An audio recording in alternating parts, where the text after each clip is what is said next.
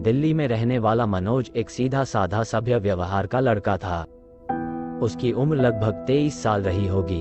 उसकी नई नई नौकरी लगी थी और वो धीरे धीरे अपने पैरों पर खड़ा हो रहा था। एक अनाथ होने के कारण उसे बचपन से परिवार का स्नेह नहीं मिला था।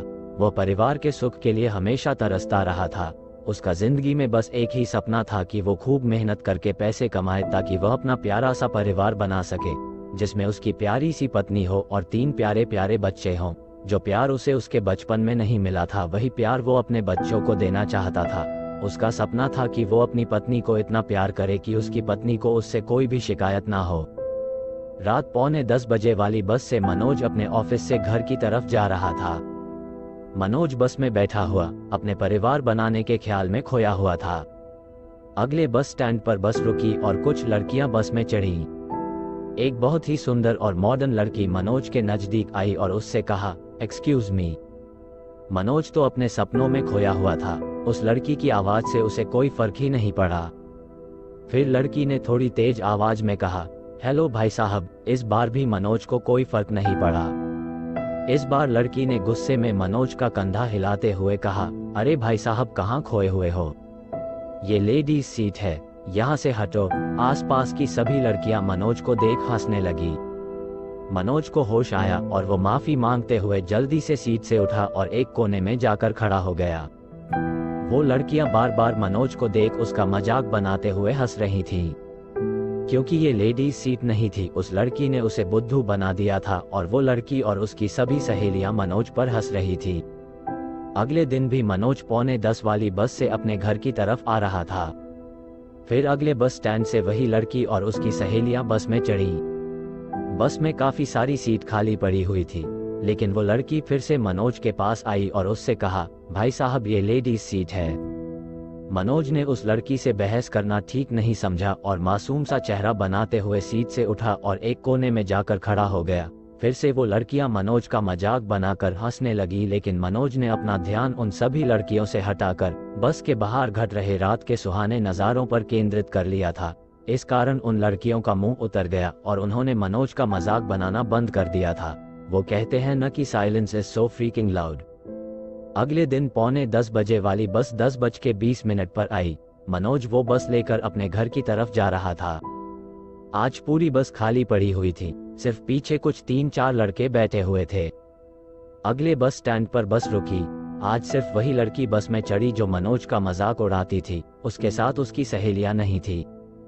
पिछले कुछ दिनों की तरह आज भी मनोज उस लड़की के बिना कुछ कहे अपनी सीट से उठकर कोने में जाकर खड़ा हो गया। आज वो लड़की मनोज का मजाक नहीं उड़ा सकती थी क्योंकि उसकी सहेलियां उसके साथ नहीं थी। क्योंकि आप किसी का मजाक तभी उड़ा सकते हो जब तुम्हारे मजाक पर कोई हंसने वाला हो।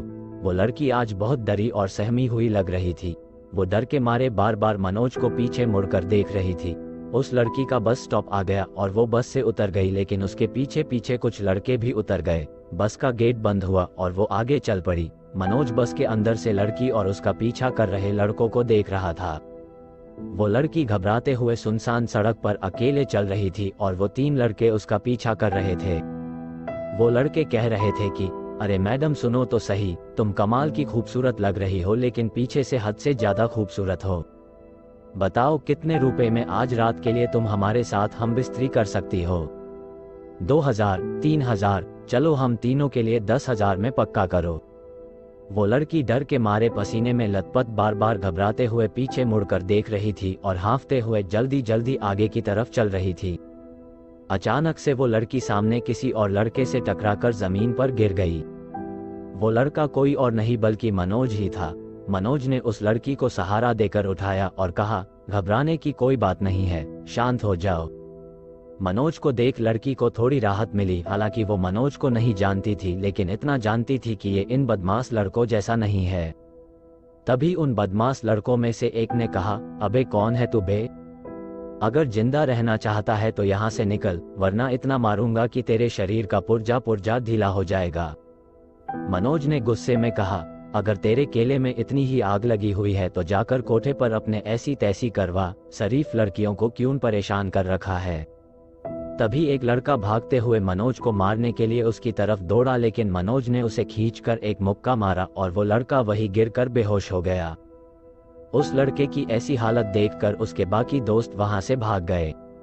मनोज ने चिल्लाकर उन लड़कों से कहा, अरे भाई इसे कौन ले जाएगा, अबे कौन ले जाएगा इसे। वो लड़की चौंक कर मुस्कुराते हुए मनोज को देख रही थी। मनोज ने उस लड़की से पूछा, क्या आप ठीक हैं? उस लड़की ने हाँ में इशारा करते हुए कहा, हाँ अब मैं ठीक हूँ। मनोज ने उससे कहा, चलो मैं तुम्हें तुम्हारे घर तक छोड़ देता हूँ, लेकिन इससे पहले इस लड़के को साइड में रख देते हैं, वरना कोई इसके ऊपर से गाड़ी लेकर चला जाएगा और हत्या का आरोप हमारे ऊपर आ जाएगा। दोनों मुस्कुराने लगे। फिर मनोज ने उस लड़के को फुटपाथ पर लेटा दिया और उस लड़की को उसके घर पर छोड़ने चला गया। रात में दोनों सुनसान सड़क पर चुपचाप चल रहे थे। तभी लड़की ने कहा, मेरी मदद करने के लिए शुक्रिया, अगर आज तुम नहीं होते तो पता नहीं मेरे साथ क्या हो जाता। मनोज ने मुस्कुराते हुए कहा, इसमें शुक्रिया की कोई बात नहीं है, ये तो मेरा फर्ज था।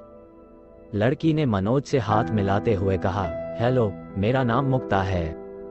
मनोज ने उसे जवाब देते हुए कहा, और मेरा नाम मनोज है। मनोज ने बात को जारी रखते हुए पूछा, आज तुम अकेली घर क्यों जा रही हो? क्या तुम्हारी सहेलियां तुम्हारे साथ नहीं आई? मुक्ता ने उसका जवाब देते हुए कहा, आज मेरे फ्रेंड्स ऑफिस से जल्दी निकल गए थे और मुझे ज्यादा काम था, इसलिए थोड़ी लेट हो गई।